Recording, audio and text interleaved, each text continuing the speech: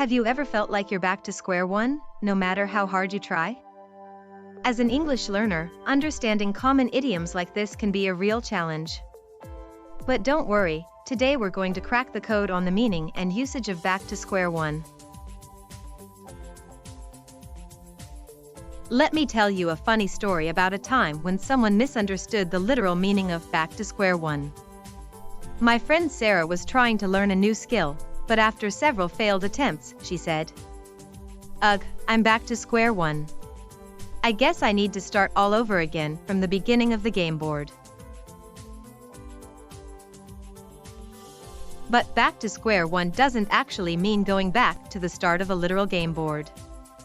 Instead, it refers to a situation where you've made progress, but then find yourself right back where you started, having to begin the process all over again.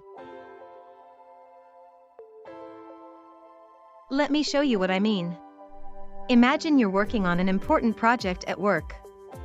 You've made great progress, but then your computer crashes, and you lose all your work. Suddenly, you're back to square one, having to start the entire project from the beginning. Here are some examples of how you can use back to square one in different contexts. In a casual conversation, I thought I had finally figured out how to use this new software. But now I'm back to square one. In a formal setting, after the unexpected delays, the team found themselves back to square one, requiring a complete reevaluation of the project timeline. In a negative context, I've been trying to quit smoking for months, but after last night's party, I'm back to square one. In a humorous context, I spent all weekend studying for the big exam, but when I got there, I realized I had forgotten everything. Talk about back to square one. To help you remember the meaning of back to square one, try picturing a game board with numbered squares. When you're back to square one, it's like you've been sent all the way back to the beginning, having to start over from the very first square. The origin of back to square one isn't entirely clear. One theory links it to early forms of board games, but there's no definitive proof. Another suggests it might relate to early radio broadcasts of football games, referencing numbered squares on a grid field. It's a common expression in English-speaking countries, reflecting the universal experience of having to start over after making progress. Some similar idioms to back to square one include starting from scratch and back to the drawing board. Opposite expressions would be making progress or moving forward. Related idioms might include one step forward, 2 steps back, or hit the reset button. For example, you could say, "I thought I had finally mastered that new software, but now I'm back to square one."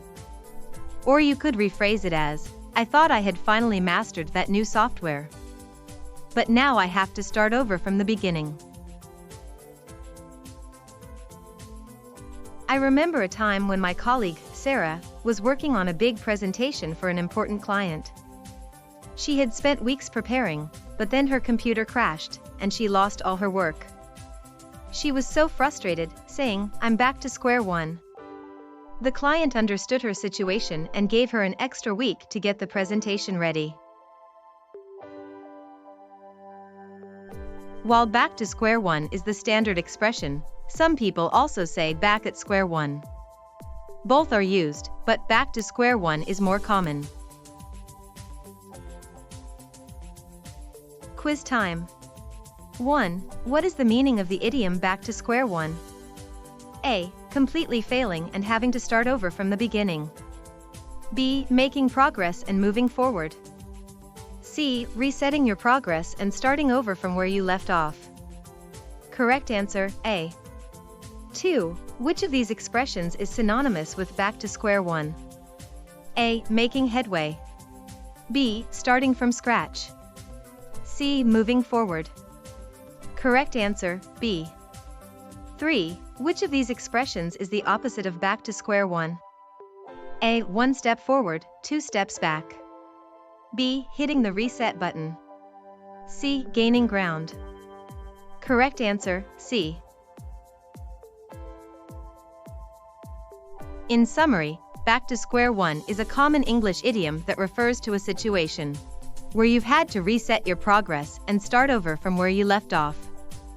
Understanding and using this idiom can help you communicate more effectively in English.